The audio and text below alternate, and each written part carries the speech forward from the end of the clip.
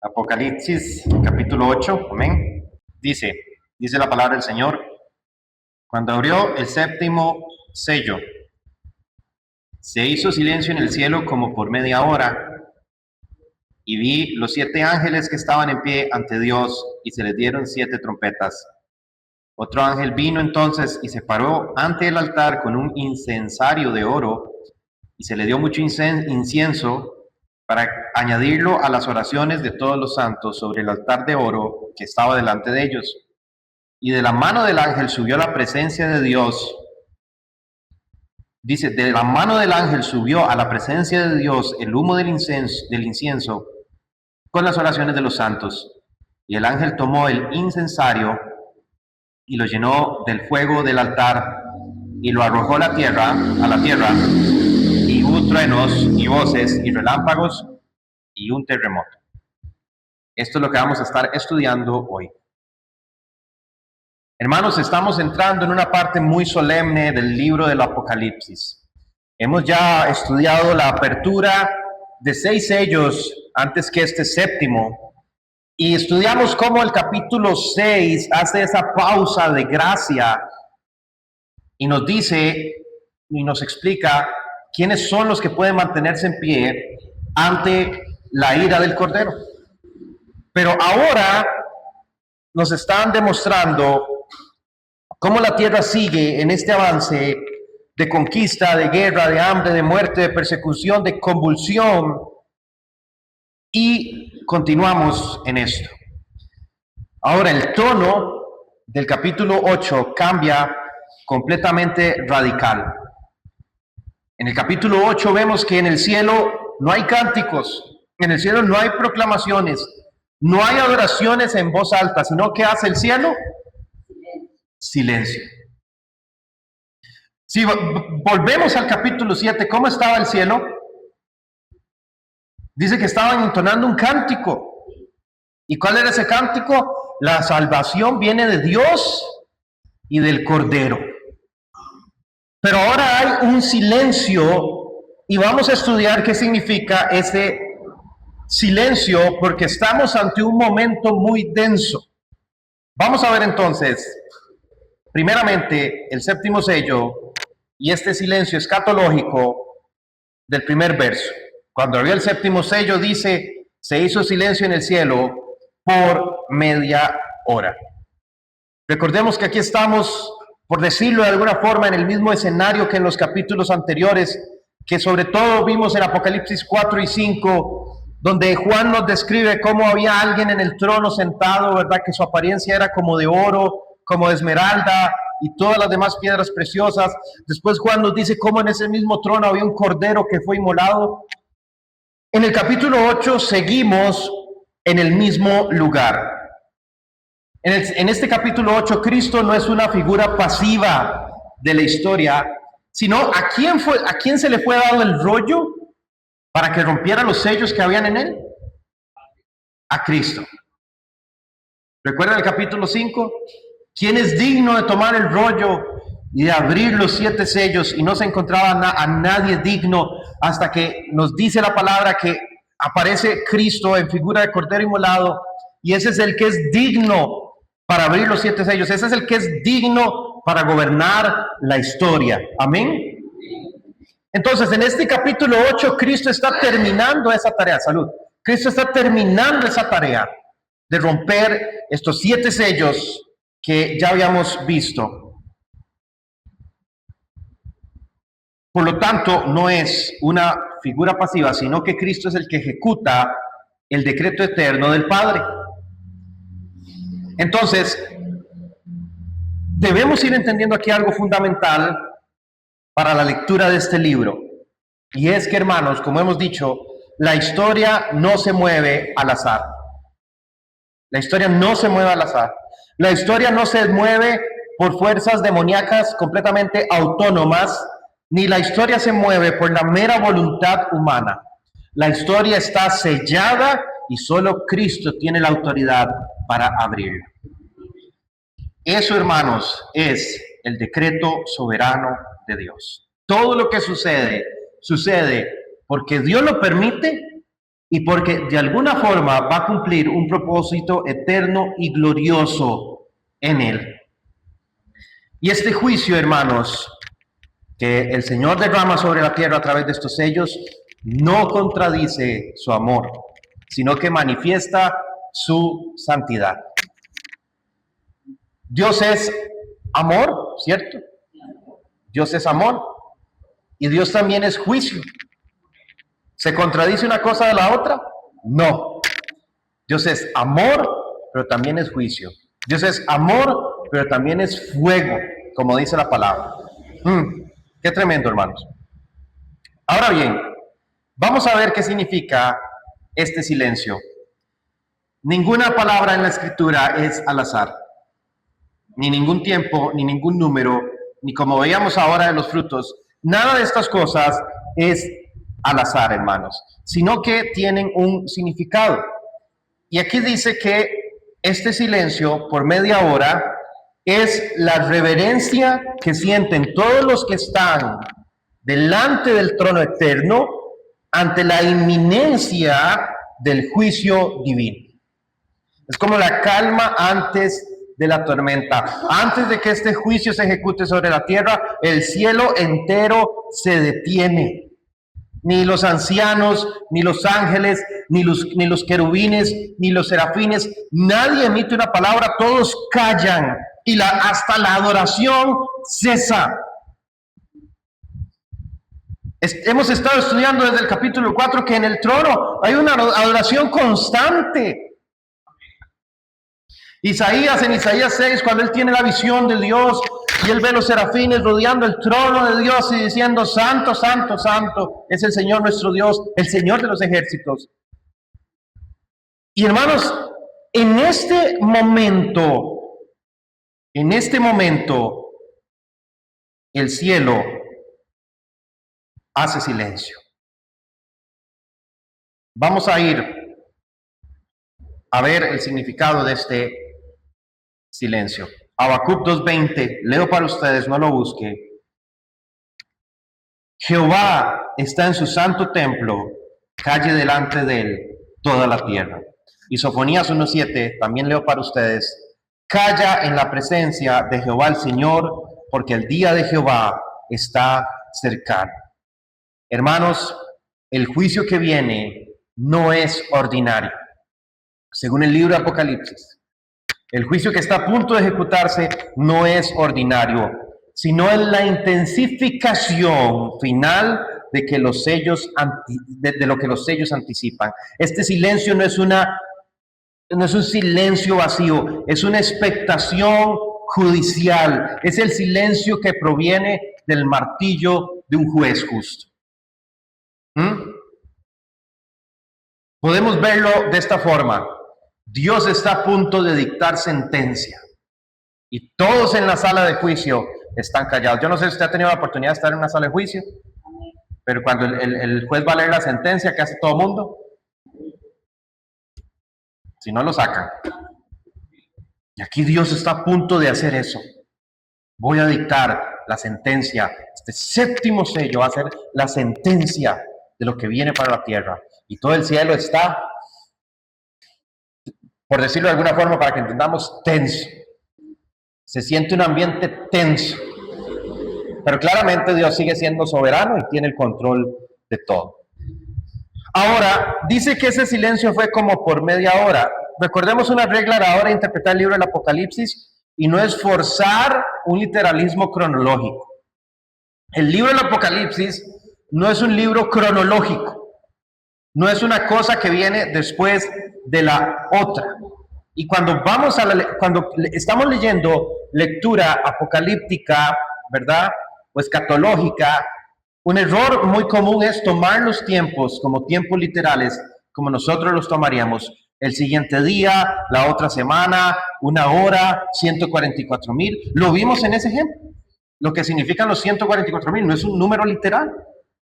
Entonces, claramente aquí aplica la misma condición. No fue una media hora de 30 minutos. ¿Ah? ¿Qué significa entonces esta media hora? Hermanos, pongámonos de esta forma. ¿Cuánto tarda? Vamos a ver, ¿cuál es la percepción de nosotros del tiempo de media hora? ¿Me entiende la pregunta? Media hora se va así, es rápido.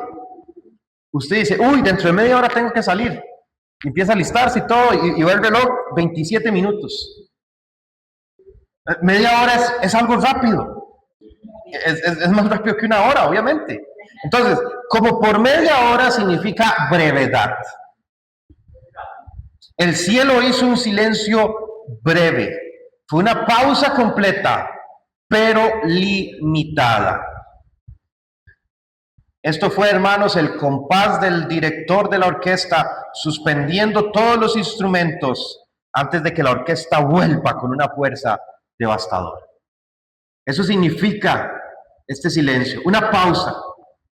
Los 15 minutos del medio tiempo es una pausa total, pero rápida. ¿Qué nos enseña esto, hermanos? Que Dios no es un Dios precipitado. ¿Usted alguna vez ha hecho algo por precipitarse a hacerlo? En palabras, apurado. Hermano, nunca haga nada apurado. Nunca haga las cosas apurado. Sí, si usted hace algo apurado, téngalo por certero que hay más de un 50% de probabilidad de que le salga mal. Si hay algo que usted tiene que tomarse el tiempo para hacerlo, tómese su tiempo. Pero no haga las cosas importantes de forma apurada. Y Dios nos está enseñando eso aquí. Viene algo importantísimo y Dios hace una pausa. Vean cómo el descanso está en la naturaleza de Dios, hermanos. Qué tremendo, ¿verdad? ¿En cuántos días hizo el Señor nuestro Dios el mundo y la tierra y todo? En 6 días. ¿Y quiso al día séptimo? Descansó. ¿Por qué? ¿Dios se cansa? No. Dios no se cansa. Entonces, ¿por qué descansó?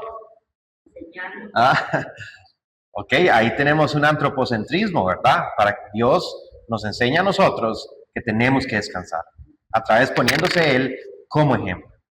Y aquí vemos lo mismo. Antes de ejecutar el último sello, Dios descansa. Toma una pausa, no se precipita. Esta pausa es deliberada. ¿Y sabe qué aplica aquí, hermanos? ¿Qué aplica aquí? Que Dios es lento para la ira y pronto para la misericordia. Ojo, lento para la ira no significa indiferente. Porque hay personas que dicen, Dios es lento para la ira. Hermano, podrá ser lento, pero la tortuga de que llega, en algún momento. Si no nos arrepentimos, dice la Escritura, que Dios ya tiene su arco tensado y listo. Dice la Escritura que Dios azota. Escuche bien la palabra azota. No regaña. No llama la atención. No nos va a decir, papito, mamita, cálmese. Dios azota. Y la palabra hebrea, la palabra en griego para azotar, viene de la palabra que significa castigo físico. Entonces, cuando nosotros estamos rebeldes con Dios, una de sus misericordias, y escuchen bien, su misericordia, por su misericordia lo hace. Porque si Dios no fuera misericordioso, no le importaría lo que nosotros hiciéramos. Dios diría, yo soy santo, ellos pecadores, los desecho completamente.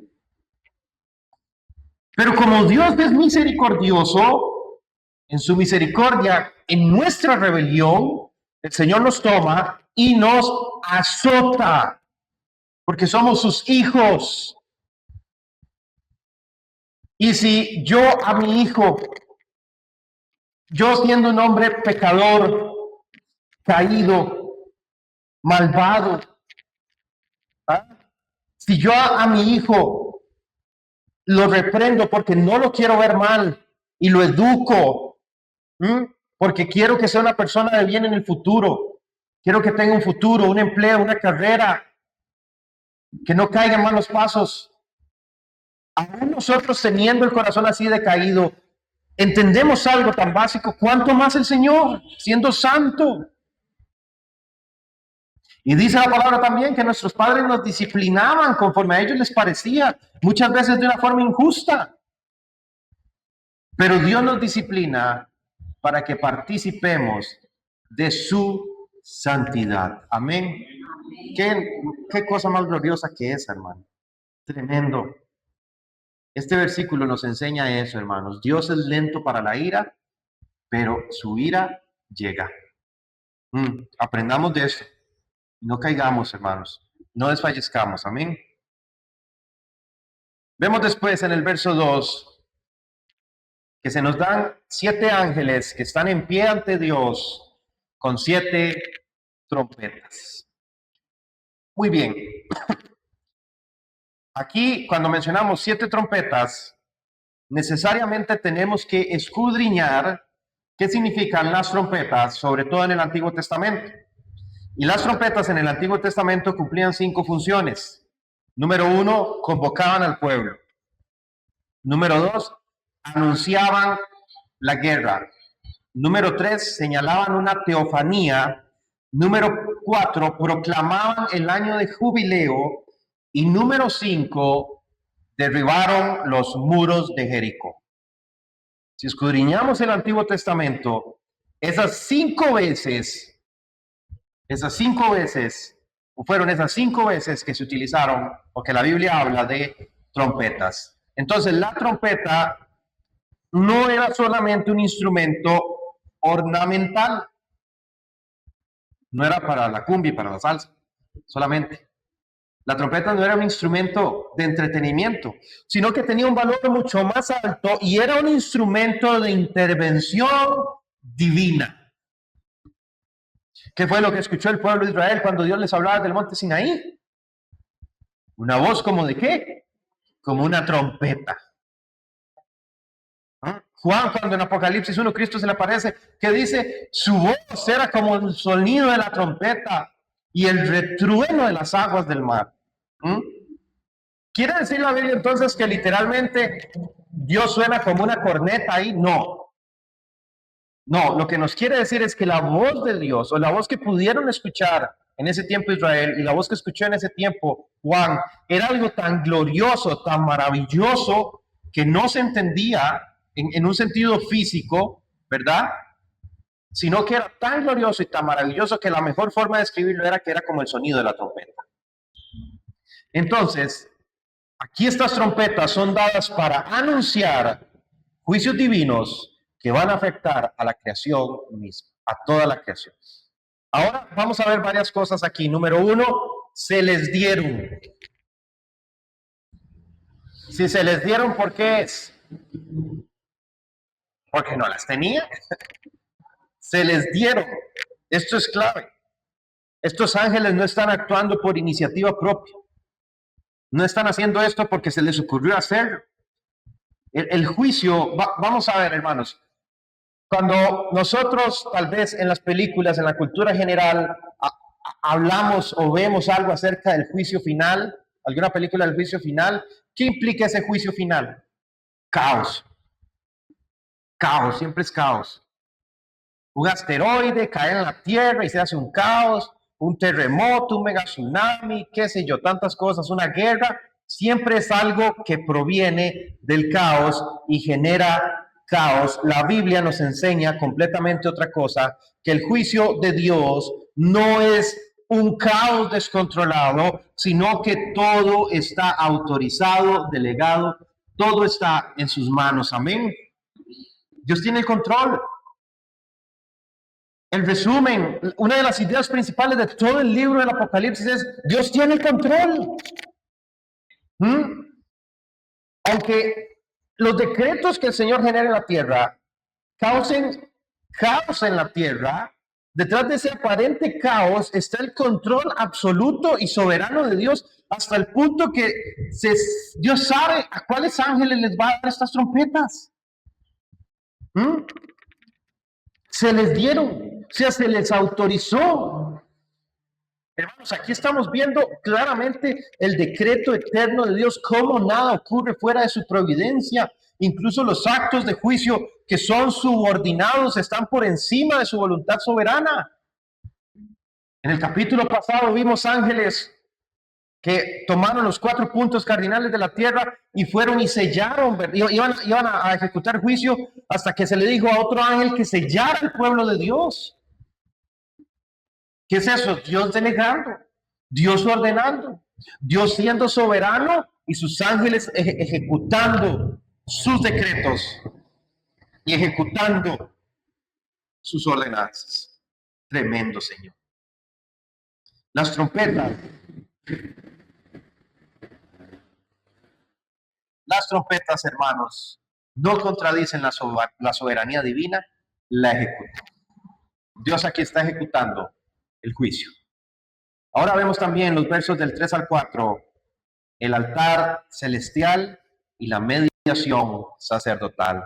Y este es el corazón teológico de estos pasajes.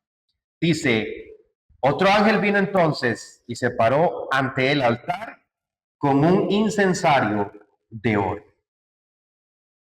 Vean cómo aquí tenemos este cambio de escena. Ya no estábamos en el tribunal de juicio. ¿Dónde estamos ahora? En el templo de Dios. ¿Por qué? Dice que el ángel se paró ante el altar.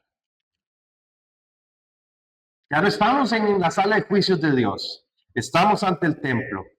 Ya no estamos delante de un juez, estamos delante de un sacerdote. Vayamos entendiendo esto, hermanos. Juan ve el altar. Esto nos conecta con el capítulo 6. El capítulo 6, donde nos dice que estaban las almas de los mártires debajo del altar clamando allí. ¿Hasta cuándo? ¿Recuerdan eso? ¿Hasta cuándo, Señor justo y soberano, no vas a ejecutar tus juicios? Que ese precisamente era como el 5.º sello, me parece. El 5.º o el 6.º sello, no me acuerdo. Ahora, hermanos, aquí estamos viendo cómo el clamor de esos mártires no fue ignorado.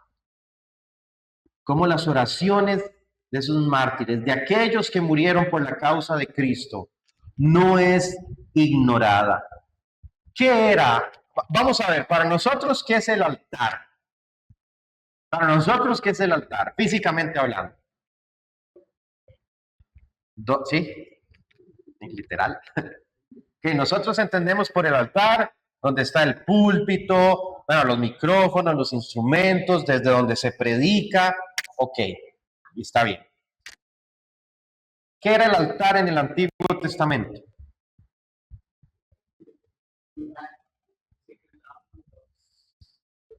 Exacto.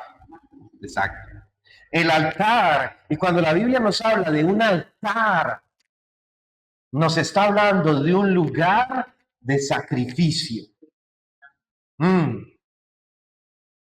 Usted sabe algo muy curioso, hermano. En el libro del Génesis, Jacob edificaba, al principio, ¿cómo es que dice la palabra? No dice monumentos, pero es una palabra parecida. Sí, él hacía como monumentos de piedra. Y el libro de Génesis dice, y Jacob hizo palabra, ¿verdad? Monumento de piedra a Dios. No a Dios, hizo monumento de piedra. Después de que Jacob tiene el encuentro con el Señor en Betel, ¿qué dice Génesis? Y edificó Jacob altar a Dios. Ya había entendido. Y estaba estudiando que probablemente Jacob al principio era pagano, porque él edificaba, digámosle, altares, digámosle, estos monumentos de piedra, y edificaba 2 o 3. Él era, ¿verdad? Tenía más dioses. Es algo muy curioso, hermanos. Hasta que ya edifica un altar a Dios en Betel, que es el primer altar que edifica Jacob, me parece. Entonces, el altar, cuando hablamos de altar según la Biblia, es un lugar de derramamiento de sangre.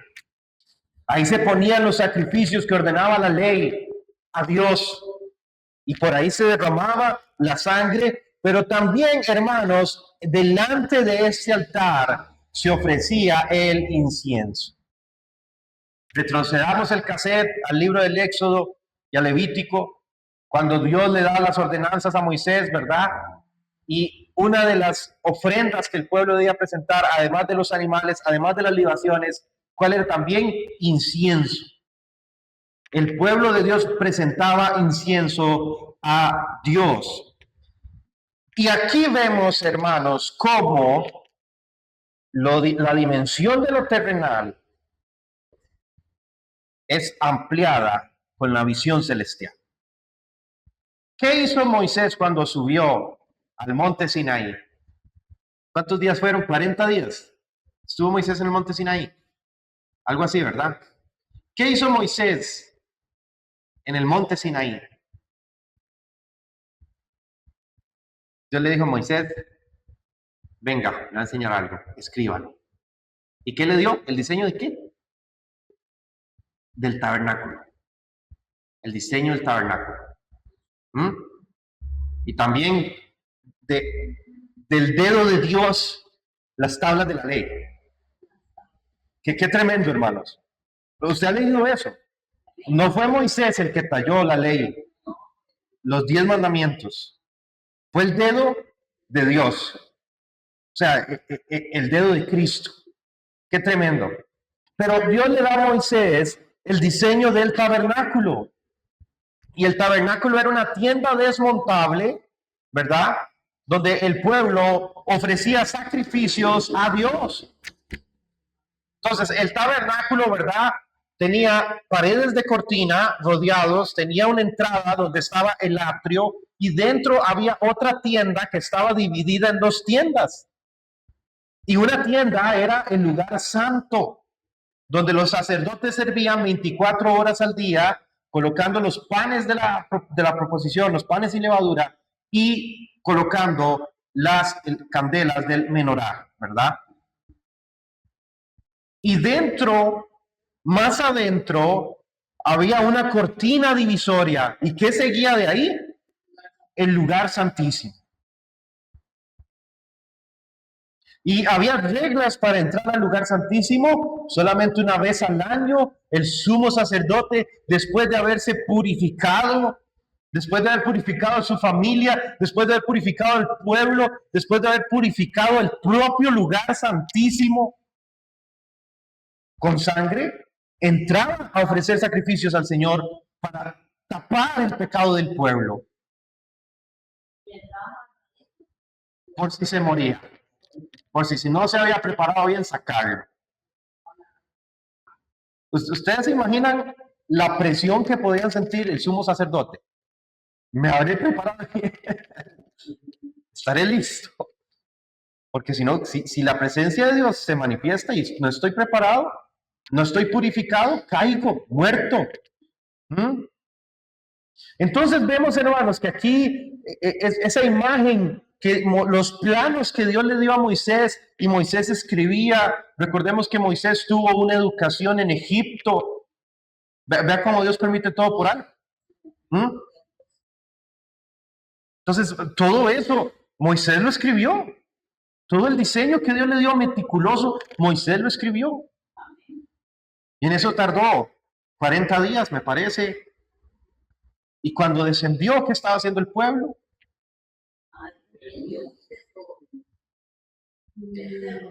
Dice que hicieron un becerro de oro y dijeron, este es nuestro Dios que nos sacó de Egipto. Qué tremendo, hermanos. Qué tremendo. Qué grande es la terquedad del hombre, pero más grande es la misericordia de Dios. Amén. A lo que vamos es, hermanos, que estamos en el mismo lugar, pero ahora el verdadero tabernáculo de Dios. El verdadero lugar santo y, por supuesto, el verdadero lugar santísimo, donde no está el arca del pacto, está el trono de Dios. Y a este lugar es el que la palabra dice que nosotros tenemos entrada gratuita y confiadamente por la sangre preciosa de Cristo Jesús. Tremendo, hermanos. Vemos que a estos ángeles dice, se les dio mucho incienso para añadirlo a las oraciones de todos los santos. Qué tremendo. Le voy a decir algo, hermano, y ojalá que esto motive su corazón. Las oraciones de todos los creyentes, de todo el mundo, suben ante Dios como un olor fragante. Qué tremendo, hermanos.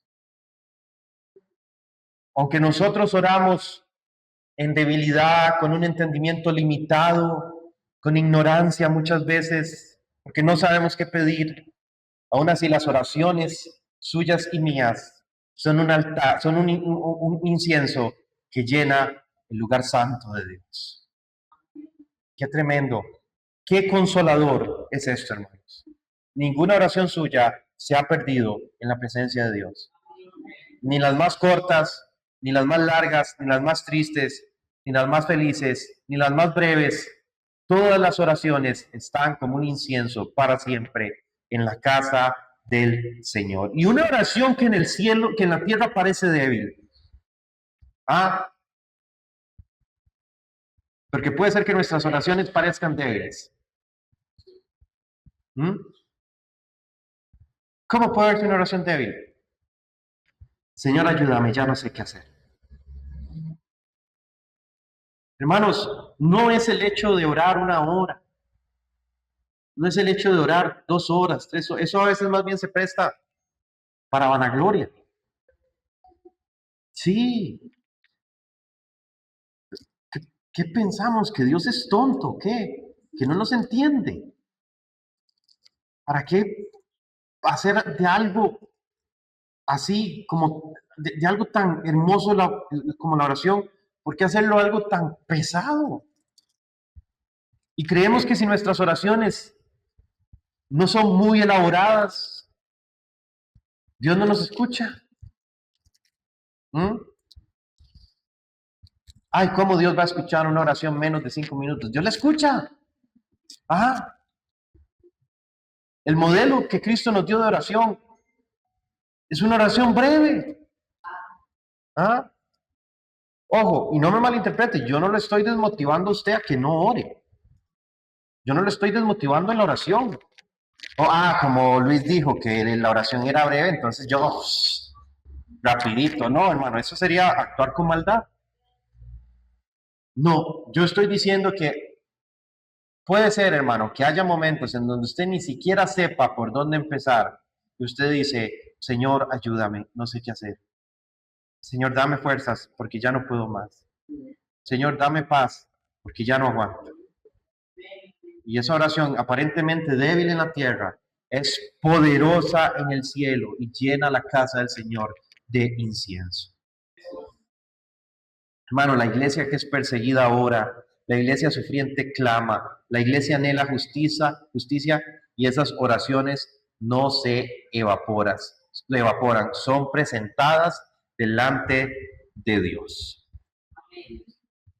Aquí, hermanos, también algunos autores hablan de que este otro ángel con el incienso es una representación a la mediación de Cristo. A la mediación de Cristo. Porque la función de lanzar o de esparcir el incienso era claramente sacerdotal. Cristo es nuestro gran sumo sacerdote, como dice Hebreos 7:10. Y Él es el que perfecciona las oraciones imperfectas. Él las hace perfectas delante del Padre. Qué tremendo, hermanos. Qué tremendo.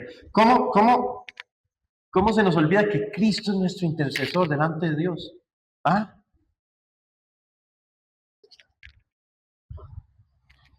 Muchas veces pensamos que vamos a la presencia de Dios solos, que vamos a la presencia de Dios en nuestras propias fuerzas, que soy solo yo entrando ahí. Y hermano, y no, ¿quién va conmigo? Cristo. ¿Quién intercede por mí en los cielos? Cristo. Él es el único intercesor entre Dios y los hombres, no la Virgen de Fátima, ¿verdad? Cristo, Cristo solamente, y por los siglos de los siglos, será el intercesor de su pueblo. ¿Qué significa esto, hermanos? Y yo quiero que esto le quede muy claro, que nuestras oraciones, aún mezcladas con debilidad, son aceptables delante de Dios porque pasan por la mediación de Cristo. Cristo es como un filtro que purifica nuestras oraciones delante de Dios. Pongamos el ejemplo de David. Vamos a decir algo que va a sonar confuso. Las oraciones de David en los Salmos están incluidas en la palabra, por lo tanto es palabra infalible de Dios. ¿Ah? Inerrable, infalible, eficaz, clara, todos los principios hermenéuticos de la palabra de Dios. Pero si vemos con atención, en los Salmos hay oraciones de David que parecen oraciones imperfectas. ¿Ah? Porque son oraciones que hablan en debilidad, ¿cierto? No estoy diciendo la palabra es imperfecta, sino que lo que había en David a la hora de orar era imperfección y debilidad. ¿Y por qué Dios lo escuchó? Porque Cristo intercedió por David. Entonces, cuando David decía que estaba muerto, que no quería seguir, que estaba cansado, ¿verdad? Que ni Dios lo escuchaba, ¿quién estaba intercediendo ahí? Cristo por él. Y Dios escucha a Cristo. El Padre y yo somos uno. Si se ponen de acuerdo sobre cualquier cosa aquí en la tierra, yo hablaré y diré al Padre para que sea hecho, dijo el Señor. Qué tremendo, hermanos. Gracias, Señor, por ser nuestro intercesor. ¿Qué haríamos sin Él? ¿Dónde iríamos, hermanos? Ahora vemos también, ya para ir casi terminando, bueno, ni tanto, la eficacia real de la oración. Este texto destruye la idea de que la oración es terapéutica. Uy, se me va a apagar la comp. Este texto destruye la idea de que la oración es terapéutica. Hoy en día hay que tener mucho cuidado en el mundo, amados hermanos, porque el mundo habla de una falsa espiritualidad. Entonces, el mundo ha creado un concepto que se llama el wellness o el bienestar, ¿verdad? O el mindfulness, el cuidado mental. Yo le acompaño, hermanita. Entonces, dentro de todo eso, hermanos, usted escuchará hablar de psicólogos, perdón. Usted escuchará hablar psicólogos no creyentes, hablando de orar y de meditar y de explorar la espiritualidad a través de una fe. Pero ¿refleja eso verdaderamente la naturaleza de la palabra acerca de la oración? No, porque están dejando la oración a un nivel terapéutico. Entonces yo voy a orar, pero esa oración es más una terapia mental que otra cosa. Hermanos, aquí vemos cómo esta oración está conectada directamente con el juicio histórico que vendrá sobre la humanidad. ¿Y qué nos enseña esto? Dios ha decretado el fin, pero también los medios para llegar a ese fin. Y uno de esos medios es la oración de los justos que claman a Él de día y noche por justicia. Qué tremendo. La soberanía de Dios, hermano, no elimina la oración, la establece. Aquí es donde encontramos argumentos y respuestas, algunas inquietudes de algunos que dicen, si Dios es soberano y lo conoce todo, entonces ¿para qué orar? ¿Para qué yo oro? ¿Para qué yo le voy a pedir a Dios algo si al final Dios va a hacer lo que Él quiera? Entonces ponemos una antagonía, ¿verdad?, entre la oración y la voluntad soberana de Dios, cuando es todo lo contrario. La voluntad soberana de Dios confirma las oraciones.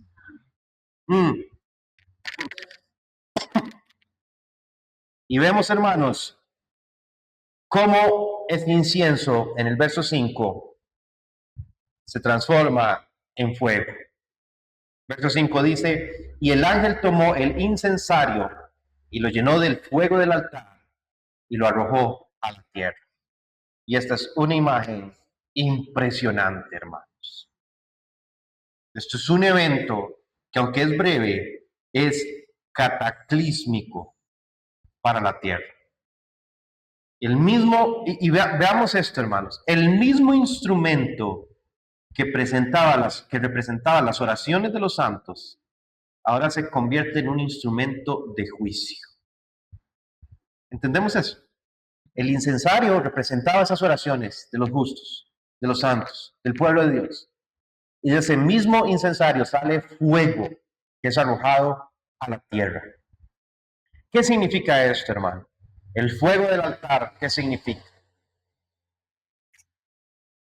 El fuego del altar significa santidad y expiación. Y este fuego es tomado del altar y es lanzado a la tierra. Y vemos aquí una clara interpretación. El juicio de Dios, hermanos, es en parte respuesta al clamor de su pueblo. No es que nosotros, y entendámoslo, no es que nosotros vamos a anhelar que Dios castigue a los incrédulos y que les vaya mal por el mero placer de que les vaya mal y decir, qué rico, le está yendo mal. No, porque eso en sí mismo sería un pecado también, un pecado de envidia. Sino que nuestro anhelo y deseo debe ser que Dios, por amor a su santidad y a su justicia, ejecute los juicios sobre la tierra por los cuales su pueblo está orando. ¿Qué le dijo el Señor a Abraham? El clamor contra Sodoma y Gomorra. ¿Cuál clamor? Bueno, pues había alguien clamando, y si no había nadie, eran los ángeles que estaban clamando a Dios.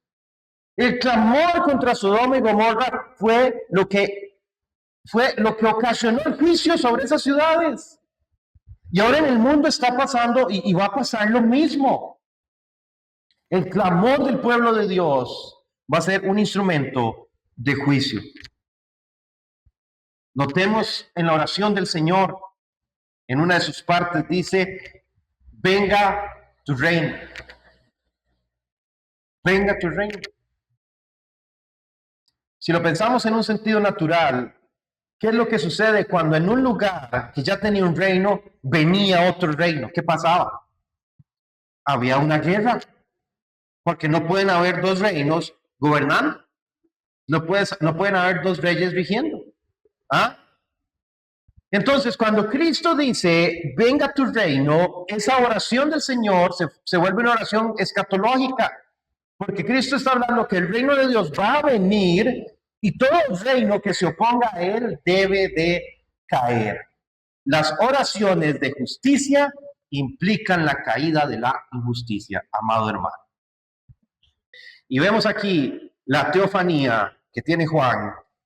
Dice, y hubo truenos, voces, relámpagos y un terremoto. Después de que el incienso es arrojado, o el fuego del altar es arrojado a través del incenciario a la tierra. Hermanos, a lo largo del Apocalipsis vamos a encontrar estas frases. Truenos, voces, relámpagos, terremotos y todo esto. ¿Y qué significa esto? Una señal de evocación divina, una manifestación divina. Evoca al monte Sinaí, ¿cierto? Cuando la gloria de Dios descendía al monte Sinaí, el monte se llenaba de humos, de truenos, de relámpagos, y el monte retumbaba por la presencia de Dios. ¿Qué nos quiere decir eso? La majestad temible de Dios. Hermanos, Dios no es una fuerza impersonal, como algunos creen. No, es que Dios es el universo. Eso creen los gnósticos. Dios es todo. Esta computadora es Dios, este atril es Dios, yo soy Dios. Todo es Dios. Porque Dios es la fuerza que rige el universo. Eso creen los gnósticos. Pero Dios no es una fuerza impersonal. Dios es un ser vivo que interviene, gobierna, ordene y dirige la historia a través de su inmensa y vasta sabiduría. Gloria al Señor por eso. Entonces vemos aquí una teología sistemática para ir terminando. Número 1, la soberanía absoluta de Cristo. Él abre el sello, Él dirige la historia, Él ejecuta el juicio. Número 2, la mediación sacerdotal. Cristo no solo reina, intercede. La iglesia no está sola en su clamor. Número 3, la eficacia de la oración. Dios incorpora la oración dentro de su gobierno providencial y la certeza del juicio. El silencio de Dios, hermanos, no es impunidad, es paciencia. Es porque la palabra dice que Él quiere que todos crean y se arrepientan y no se pierdan. Amén. Qué tremendo. ¿Qué aplicaciones, ya para ir terminando, qué aplicaciones tenemos de esto? Número 1, cuando el cielo parece callar. Hermanos, quizás usted haya tenido rachas, temporadas, en donde Dios parece no responder, en donde Dios hace silencio en su vida, en donde el mal parece prosperar, en donde la injusticia avanza. Apocalipsis 8, hermanos, nos demuestra que el silencio de Dios no es indiferencia, es un preludio de las cosas que vienen. Si usted siente que Dios ha estado callado en su vida, prepárese, hermano, porque es un preludio de lo que ha de venir próximamente. Hermanos, el fuego ya está en el altar. Número 2, la segunda aplicación es orar con conciencia escatológica. Cuando nosotros decimos, venga tu reino, estamos pidiendo la consumación del juicio y la gloria, que se manifieste la gloria del reino de Dios aquí en la tierra. Por lo tanto, sus oraciones y mis oraciones van a tener implicaciones cósmicas, hermanos. Y número 3, descansar en la justicia divina. El mundo no va a terminar en caos, terminará en un juicio justo y santo y en adoración eterna a Cristo. ¿Qué concluimos de esto, hermanos? El cielo resalta la majestad del Cordero, el incenso quemado revela su sacerdocio que es para siempre, el fuego revela su juicio. Entonces tenemos que Cristo es el que abre el sello, el que recibe las oraciones, el que ejecuta la justicia, el que trae la consumación final. Y para el creyente esto no debe producir terror, sino esperanza, porque el juez del mundo es el mismo que un día murió por usted y por mí. Amén. Hermanos, el silencio terminará, las trompetas sonarán y el reino de Dios será establecido y el Cordero va a reinar por los siglos de los siglos. Amén. ¿Tanto lo creen? Gloria a Dios. Pongámonos de pie y vamos a ver. Señor, te queremos dar las gracias en este día por permitirnos escuchar tu palabra. Gracias, Señor, porque una vez más, como nos has enseñado desde el día 1 de este estudio del libro